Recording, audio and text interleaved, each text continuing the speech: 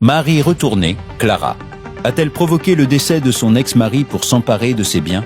Si, selon la presse belge, Fokwe Marie retournée s'est illustrée dans la région liégeoise en endormant une dizaine de victimes à l'aide de benzodiazépines afin d'amenuiser leur conscience et de s'emparer de leurs biens. Elle a déjà fait l'objet de 3 condamnations. Là maintenant, en détention jusqu'en 2022. Marie, une histoire vraie qui commencerait à Gosselies. C'est peut-être à Gosselies que la quadragénaire aurait commencé cette trajectoire. Odensenacht. Elle reprend soudainement contact avec Louis, son ex-mari, qu'elle n'avait plus revu depuis 10 ans. Louis avait refait sa vie et s'apprêtait à se marier, malgré des problèmes d'alcoolisme qu'il tentait de surmonter. C'est alors que Marie retournée refait subitement son apparition. Des circonstances troublantes, selon l'avocat de la partie civile. La prévenue aurait isolé Louis au point qu'il n'était plus joignable. Quelques jours avant sa mort, il est hospitalisé avec 4,8 grammes d'alcool dans le sang.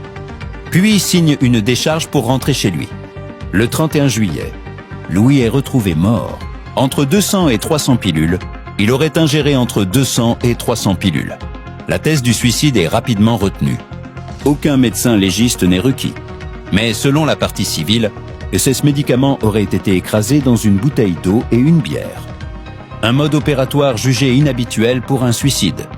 J'ai la conviction que Madame Retournée l'a endormi, comme elle l'a fait avec d'autres, et que cet endormissement est devenu définitif. Déclare l'avocat. Des éléments jugés suspects par le parquet. La substitute du Trifoy évoque plusieurs éléments troublants. L'accès aux cartes bancaires et aux véhicules de la victime, l'envoi d'un SMS depuis le téléphone de Louis, ainsi que des dépenses de 9 000 € en 6 jours. L'analyse toxicologique révèle la présence de médicaments non prescrits dont certaines boîtes n'ont jamais été retrouvées. Les taux relevés ne sont toutefois plus considérés comme mortels au moment des analyses. La défense conteste. Pour l'avocate de Marie Retournée, Kunta, aucune preuve formelle ne démontre que sa cliente aurait administré ces substances.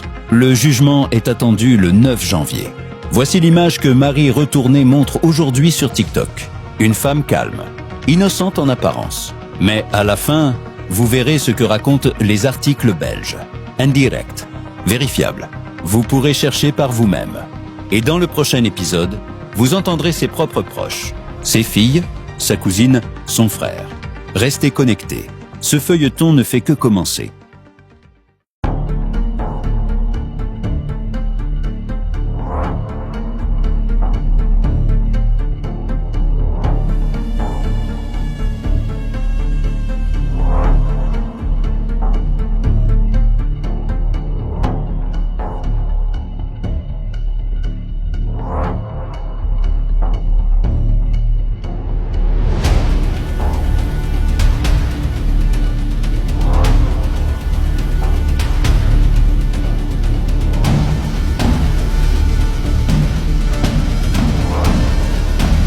Selon les informations disponibles, l'affaire liée à son ex-mari ne serait pas encore totalement close en Belgique.